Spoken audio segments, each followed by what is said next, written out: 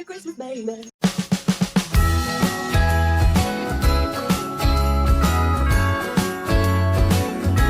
Hi, I'm Lizzie and this is Lizzie Reads and Merry Christmas. I don't know why I keep forgetting to say Merry Christmas because it's Vlogmas. Happy Vlogmas, welcome to Vlogmas Day 4, I believe. This should be going up on Sunday, fingers crossed. Let's make sure that happens for me. And I'm come to talk to you about books I read in November. It's not going to be a long video because I don't have much to say. I didn't read a lot and I vlogged the whole thing. First of all, let's get into the fact that I read I Know Why the Caged Bird Sings by Maya Angelou. This is Maya Angelou's autobiography about growing up in the South. Obviously Maya Angelou is an incredible woman. It was really a lovely introduction to her world and her life. It was really raw, real, open, honest. I loved the literary way that everything was described. It didn't feel like a standard autobiography. It did feel just very literary and beautiful in the way it was written, even though some things that happened weren't beautiful, obviously, in terms of there is some sexual assault on a minor in there, just as a trigger warning for those of you who may find discomfort with that.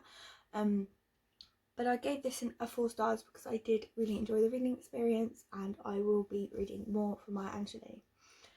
Next, I read The Moving Finger by Miss Marple and I gave this 2 stars because I fucking hated every minute of it. I probably should have given it 1 star, probably should have DNF'd it.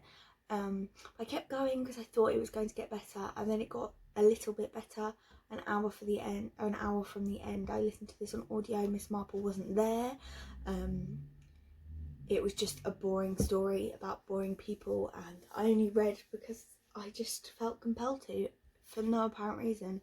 So that was me not doing myself a disservice.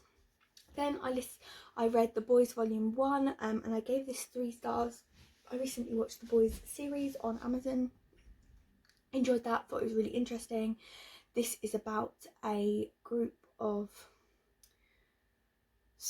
anti-superhero vigilantes in a world where superheroes have taken their powers to the extreme and they are not necessarily the good guys. So I also read The House with the Chicken Legs by Sophie Anderson and I really love this story. This is the first of Sophie Anderson's books that she's written. It was her debut, but I have read The Guy Who Speaks Bear first. I didn't realise there was an order. It's not an order, but I just didn't read it in the right order. This is a lovely story about a young girl who's lives with her grandma who is a Baba Yaga and they live in a house with the chicken legs and they guide souls to the afterlife and it's really sweet and really lovely and I really enjoyed the characters. It was such a quick read for me. I literally flew through it and I could not recommend it enough. It was just really beautiful and I can't wait to read more by Sophie Anderson. I gave it 4 stars, if that's any indicator to you. And this video is literally going to be so quick because I've only got 2 more books to talk about and one of those is Green Glass House by Kate Milford, which I gave 3 stars. This is a mystery I read for Believathon and I feel like this was a really sweet story. I really liked the characters, I really liked the themes, but I felt like there could have been more world building because it's set in this motel where smugglers come to stay and it's sort of like a smuggler hideout, but during Christmas not many people go to visit. It's usually empty, but then they end up with a house full of guests and they have literally no idea why, and there is such a mysterious element to that and I really found that really interesting and I did really like it, except for the fact I thought the mystery wasn't as gripping as it could have been, which is a shame because I did really like the book overall, so I gave it a 3 out of 5 stars. And then next, lastly but certainly not least, I read Orphans of the Tide by Strand Murray, which is the only book I have to show you. No, I don't know where I put it and I just don't have the time to go find it, I'm sorry. Squeezing this into a lunch break. And this is about a young girl called Ellie and they basically live in a island which is the remainder of the world. It's called the City and there are only like little fishing or like islands where they get farming from, and essentially the enemy has wiped everything out. There is nothing left.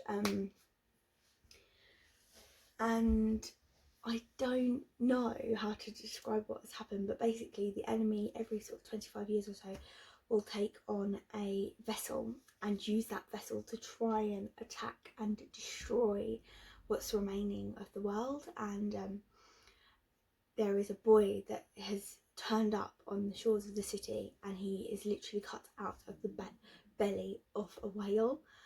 And it's really bizarre. Everyone thinks he's the vessel, and Ellie swears that he's not the vessel. She just feels there's something in her past that makes her feel like she needs to try and save this young boy.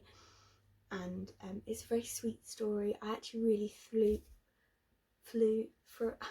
I read page after page after page really easily, and this is a middle grade, so obviously it's quite easy to read. But I did really enjoy it, and I found it something I really wanted to read, and I definitely recommend it. Middle grade is something I'm really getting into. I tried to talk quite quickly about these books because I just sometimes I didn't feel like any particular one I wanted to go on and on about. I have spoken a lot about these books in my vlogs. If you're interested in those, I'm vlogging sort of every week at the moment. I'm really enjoying that, and I have been just loving it really. So yeah, I'm just gonna leave it there before I start waffling. So thank you so much for watching this video, and I will chat to you soon. Sorry if I keep looking down. I had my iPad to remind me of what books I was read, and I just keep looking at it. I don't know why. I'm gonna go now. Thanks, bye.